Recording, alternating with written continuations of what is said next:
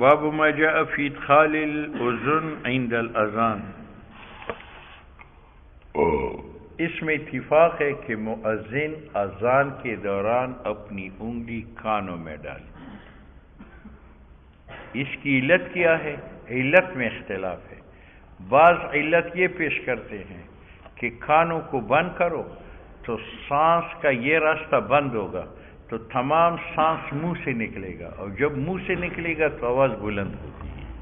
اس وجہ سے آواز کی بلندی کے لیے کانوں کو بند کرو تاکہ سانس کا نکلنا یہاں سے بند ہو جائے، تو ساری کی ساری سانس منہ سے نکلے گی تو آواز بلند ہو جائے گی. لیکن یہ غلط ہے. کیوں؟ کان سے تو سانس نکلتا نہیں ہے، سانس تو یا ناک کے ذریعہ یا تو اگر آواز اونچا کرنے کے لیے یہاں سانس بند کرتا ہے پھر یہاں بند کر لے تاکہ آواز اونچی ہو جائے. یہ علت غلط ہے. صحیح علت یہ ہے کہ مؤذن کان میں انگلی رکھے تاکہ خود نہ سنے تو زور لگائے گا تو اونچی آواز سے اذان دے گا. ٹھیک ہے یا نہیں؟ تو کان میں انگلی رکھنے کی علت یہ ہے کہ جب اس کے کان بند ہو جائے تو خود نہیں سنے گا. جب نہیں سنے گا تو پس آواز سے اذان دے گا یا اونچی آواز سے دے گا؟ اونچی. صحیح علت یہ ہے. باقی وضع الاصبعین فی الاذنین اس میں اختلاف نہیں. باب ما جاء فی ادخال الاصبع انگلی داخل کرے الاذن کانوں میں عند الاذان اذان کے وقت.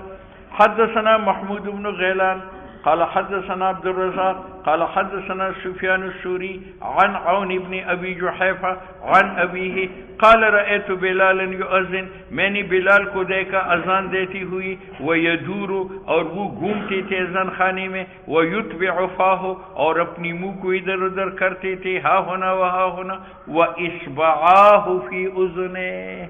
ٹھیک ہے یعنی یہ گھومنا اس وقت ہے کہ انسان کمرے کے اندر اذان دیتا ہو تو کبھی اس روشن دان سے منہ نکالے حی علی الصلاۃ، کبھی اس روشن دان سے منہ نکالے حی علی الفلاح. ٹھیک ہے؟ اور اگر کھلی فضا میں ہو پھر منہ گھمانے کی ضرورت نہیں. یہاں ترجمہ یہ ہے وہ اصبعاہ فی اذنیہ. اور رسول اللہ صلی اللہ علیہ وسلم فی قبۃ لہ حمراء اپنے خیمے میں ہے جو لال چمڑے سے بنا ہوا تھا. قال من ادم چمڑے کا. فخرج بلال بین یدیہ بالعنزہ، نبی علیہ السلام نکلے حضور کے آگے آگے، ہاتھ میں لاٹھی تھی. فرکزہا بالبطحا، اس کو گاڑ دیا مقام بطحا میں سترہ بنا کر. فصلی الیہا رسول اللہ صلی اللہ علیہ وسلم، نبی علیہ السلام نے اس لاٹھی کی طرف نماز پڑھی. یمر بین یدیہ الکلب والحمار، حضور کے سامنے کتی بھی پھیر رہے تھے اور کوتا بھی. وعلیہ حلۃ حمراء، اور حضور پر ایک سوٹ تھا لال سرخ. لال سرخ سوٹ کا پہننا منع ہے، اس لیے مفتی نے کہا اس میں لال لال لکیری تھی. کأنی انظر الی بریق ساقیہ، گویا کہ میں دیکھتا تھا حضور کی پنڈلیوں کی چمک کو. قال ابو عیسیٰ حدیث ابی جحیفہ حدیث حسن صحیح. اور اس پر عمل ہے عند اہل العلم، تمام اہل علم یستحبون مستحب جانتے ہیں ان یدخل المؤذن کہ مؤذن داخل کرے اصبعہ ان یدخل کہ داخل کرے مؤذن اصبعہ اپنی انگلیوں کو فی اذنیہ اپنے کانوں میں فی الاذان اذان کے دوران. اور بعض اہل علموں نے لکھا ہے وفی الاقامت ایذن تکبیر پڑھتے وقت بھی یدخل اصبعہ اپنی انگلی کو داخل کرے اپنے کانوں میں. یہ قول اوزاعی کا، ابو جحیفہ کا اسمہ ابو جحیفہ کا نام وہب سوائی ہے. باب ما جاء فی التسویب فی الفجر، پٹھانوں میں اذان اور تکبیر کے درمیان آواز کی جاتی ہے. بھئی جماعت تیار ہے آ جاؤ، یہ بدعت ہے، مکروہ تحریمی ہے، مکروہ تحریمی ہے. فجر کی اذان میں تسویب بدعت ہے یا نہیں؟ تو معرف السنن نے لکھا ہے کہ اگر تسویب سے مراد الصلاۃ خیر من النوم لیا جائے جو اذان فجر کے اندر ہے تو یہ بدعت نہیں ہے بلکہ یہ سنت ہے. اور اگر تصویب سے مراد مستقل نعرہ لیا جائے کہ الصلاۃ جامعۃ اذان و تکبیر کے درمیان، تو یہ اسی طرح بدعت ہے جیسی باقی اوقات میں بدعت ہے. ٹھیک ہے یا نہیں ہے؟ ہاں. تو اذان اور تکبیر کے درمیان مستقل آواز لگانی کہ الصلاۃ جامعۃ نماز کھڑی ہونے والی ہے آ جاؤ، یہ بدعت ہے اور بالاتفاق بدعت ہے. صلاۃ فجر میں تصویب کا معنی اگر ہے الصلاۃ خیر من النوم اذان کے اندر لیا جائے تو یہ بدعت نہیں ہے بلکہ سنت ہے. اور اگر الصلاۃ خیر من النوم کے علاوہ لیا جائے یعنی الصلاۃ جامعۃ کا نعرہ لگایا جائے تو یہ بھی بدعت ہے جیسی باقی اوقات میں بدعت ہے. باب التصویب، اذان کے علاوہ اعلان کرنا فجر میں. حدثنا احمد بن منی قال حدثنا ابو احمد الزبيري قال حدثنا ابو اسرائيل عن الحكم عن عبد الرحمن بن ابي ليلى عن بلال قال قال رسول الله صلی اللہ علیہ وسلم لا تصوبن في شيء، مستقل اعلان نہ کیا جائے کسی نماز میں نمازوں سے الا في صلاة الفجر. یہ صلاۃ فجر میں جو تصویب کی اجازت ہے یہ اذان کے دوران الصلاۃ خیر من النوم کی ہے، اور اذان سے باہر نہیں ہے. اور اس کی دلیل یہ ہے کہ حضرت عمر مسجد نبوی میں سو رہے تھے تو ایک اذان ہو چکی تھی پھر بھی اب سو رہے تھے، ایک آدمی نے پاؤں سے ہلایا اور کہا الصلاۃ خیر من النوم، تو حضرت عمر نے آنکھیں دکھائی، فرمایا اجعل فی اذان کا، آپ نے اذان سے باہر کلمہ کیوں استعمال کیا؟ یہ اذان کا کلمہ ہے یعنی باہر نہ کرو. وفي الباب عن ابي مهجور قال ابو عيسى حديث بلال لا نعرف الا من حديث ابي اسرائيل ملائي وابو اسرائيل لم يسمع، اس نے یہ حدیث نہیں سنی حکم ابن عتیبہ سے. قال انما رواه عن الحسن ابن عوارة عن الحكم ابن عتیبہ، اور ابو اسرائیل کا نام اسماعیل ابن ابی اسحاق ہے. وليس بذلك قوي عند اهل الحديث وقد اختلاف کیا اہل علموں نے فی تفسیر تصویب. بعض نے کہا تصویب یہ ہے کہ اذان فجر میں کہا جائے الصلاۃ خیر من النوم، یہ بالاتفاق سنت ہے، اور یہ قول ابن مبارک و احمد کا. اور اسحاق نے کہا ہے تصویب میں غیر ھذا، یعنی اس نے اذان کے علاوہ صلاۃ جامعۃ مراد لیا ہے، لیکن کہتے ہوئے شیء احدثہ الناس، یہ لوگوں نے بدعت ایجاد کیا ہے نبی علیہ السلام کے بعد کہ اذا اذن المؤذن، مؤذن اذان دیتا ہے فاستب القوم، اور قوم تاخیر سے پہنچتی ہے، نقال بین الاذان والاقامت، اذان و اقامت کے درمیان یہ نعرہ لگائے قامت الصلاۃ حی علی الفلاح، یہ اعلان کرنا یہ بدعت ہے. وَهَذَا الَّذِي قَالَ اسحاق هُوَ التَّصْوِيب، یہ جدا اعلان کرے اہل العلم، اور یہ وہ ہے احدثوہ بعد النبی علیہ السلام. اچھا، اولذی، اور وہ جو ابن مبارک و احمد نے تصویب ذکر کیا ہے کہ تصویب جو ہے ان یقول المؤذن، کہ مؤذن اذان فجر میں کہے الصلاۃ خیر من النوم، فہو قول صحیح، اس کو بھی تصویب کہتے ہیں، یہ سنت ہے. وهو الذي اختاره أهل العلم وروي عن عبد الله بن عمر إنه كان يقول في صلاة الفجر خير من في صلاة الفجر، يعني اذان فجر میں الصلاة خير من النوم.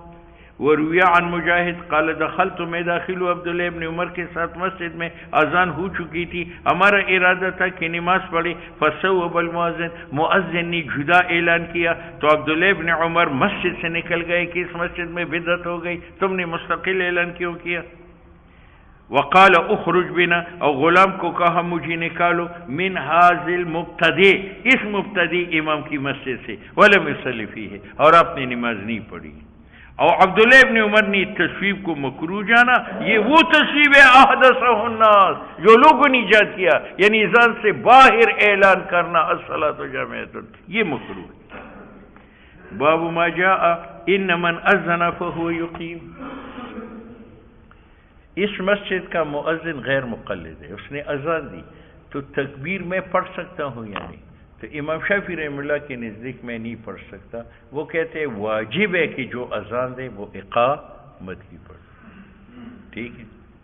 اور ائمہ ثلاث کے نزدیک مستحب ہے کہ اقامت وہ پڑھی جس نے اذان دی. لیکن چونکہ مستحب ہے، مستحب کا ترک جائز ہے، تو اگر غیر آدمی مؤذن سے اجازت لے لے کہ میں تکبیر پڑھوں اور وہ اجازت دے دے تو یہ جائز ہے۔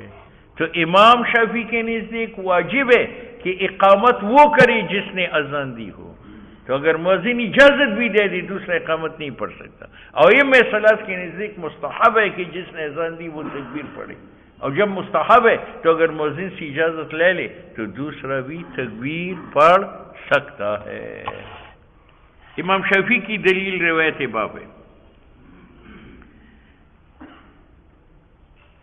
باب ما جاء ان من اذن جو اذان دے فهو یقیم وہ تکبیر پڑھے۔ حدثنا حناد قال حدثنا عبدہ ویعلا عن عبد الرحمن بن زیاد بن انعم عن زیاد بن نعیب الازروی عن زیاد بن حارث السدائی قال امرنی رسول اللہ صلی اللہ علیہ وسلم ان اذن، حضور نے مجھے اذان کے لیے فرمایا صلاۃ فجر میں، فاذن تو میں نے اذان دی، پس ارادہ کیا بلال یقیم کہ وہ تکبیر پڑھے۔ حضور نے فرمایا ان خدا نے اذان دیا ہے، ومن اذن فهو یقیم۔ ہم کہتے ہیں یہ محمول ہے استحباب پر۔ وفی الباب عن ابن عمر قال ابو عیسیٰ حدیث زیاد انما نعرفه من حدیث الافریقی او افریقی ہوا ضعیف عند اہل الحدیث، ضعفه اس کی تضعیف کی ہے یحیی ابن سعید قطان وغیرہ نے۔ قال احمد لا اکتب حدیث الافریقی، جو حدیث افریقی نقل کرے وہ میں نہیں لکھتا۔ قال ورأیت میں نے دیکھا محمد ابن اسماعیل امام بخاری کو یقوی امرہ کہ وہ افریقی کی حدیث کی تائید کرتا تھا، اور کہتا تھا امام بخاری ہوا مقارب الحدیث، یہ حدیث کو قریب لے جاتا ہے حق تک، اور عمل اس پر عند اکثر اہل العلم کہ جو اذان دے وہ تکبیر پڑھے، یہ امام شافعی کا مذہب ہے۔ جواب گزر گیا کہ یہ مستحب ہے۔ باب ما جاء فی کراہیت الاذان بغیر وضو، وضو کے بغیر اذان دینا امام شافعی کہتے ہیں ناجائز ہے۔ اگر بغیر وضو کی کوئی اذان دے تو وہ واجب الاعادہ ہے۔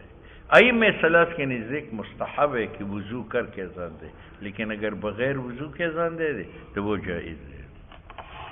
حدثنا علی بن حجر قال حدثنا الولید بن مسلم عن معاویة بن یحیی عن الزہری عن ابی ہریرہ عن النبی علیہ السلام قال لا یؤذن الا متوضئ، اذان نہ دے مگر بوضو۔ یہ امام شافعی کی دلیل ہے۔ ہم کہتے ہیں یہ نہیں تنزیہ کے لیے۔ حدثنا یحیی بن موسیٰ قال حدثنا عبداللہ بن وہب عن یونس عن ابن شہاب قال قال ابو ہریرہ لا ینادی بالصلاۃ الا متوضئ، اذان نہ دے نماز کا مگر متوضی۔ ہم کہتے ہیں یہ نہیں تنزیہ کے لیے۔ قال ابو عیسیٰ هذا اصح من الحدیث الاول، حدیث ابو ہریرہ لم یرفعہ، اس کی سند نہیں پہنچائی ابن وہب نے نبی علیہ السلام تک، اور یہ اصح ہے حدیث ولید ابن مسلم سے، اور زہری نے نہیں سنی یہ حدیث ابو ہریرہ سے۔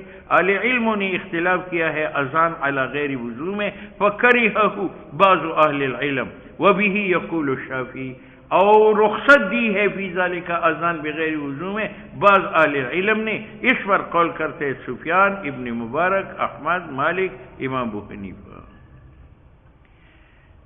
باب ما جاء ان الامام احق بالامامت، اقامت کہ امام زیادہ لائق اقامت کے ساتھ۔ اس کا مطلب یہ نہیں ہے کہ اقامت امام پڑھے گا، تکبیر امام پڑھے گا، نہ، یعنی جب امام اجازت دے تو تکبیر پڑھی جائے۔ اب امام گھر میں ہے اور مقتدی کھڑا ہوا اللہ اکبر اللہ اکبر اللہ اکبر اللہ اکبر، نہیں، جب امام کو آتی ہوئی دیکھے تو اب مقتدی جو ہے وہ تکبیر پڑھے۔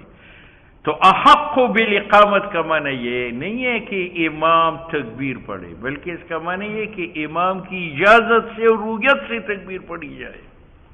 حدثنا یحیی بن موسیٰ قال حدثنا عبد الرزاق قال حدثنا اسرائیل اخبرنی سماک بن حرب سمع جابر بن سمرہ یقول کان مؤذن رسول اللہ صلی اللہ علیہ وسلم یمہل، حضور صلی اللہ علیہ وسلم کا مؤذن انتظار کرتا تھا، فلا یقیم تکبیر نہیں پڑھتا تھا، حتی اذا رأى رسول اللہ صلی اللہ علیہ وسلم، حتیٰ کہ حضور صلی اللہ علیہ وسلم کو دیکھتے تھے قد خرجا کہ گھر سے نکلے، تب اقام الصلاۃ، وہ تکبیر پڑھتے تھے نماز کا، ہی نہ یرا، جب مؤذن حضور کو دیکھتے تھے۔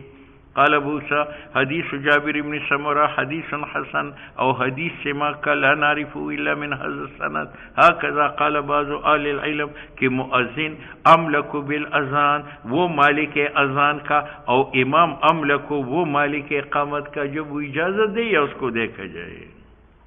باب ما جاء فی الاذان باللیل۔ اللہ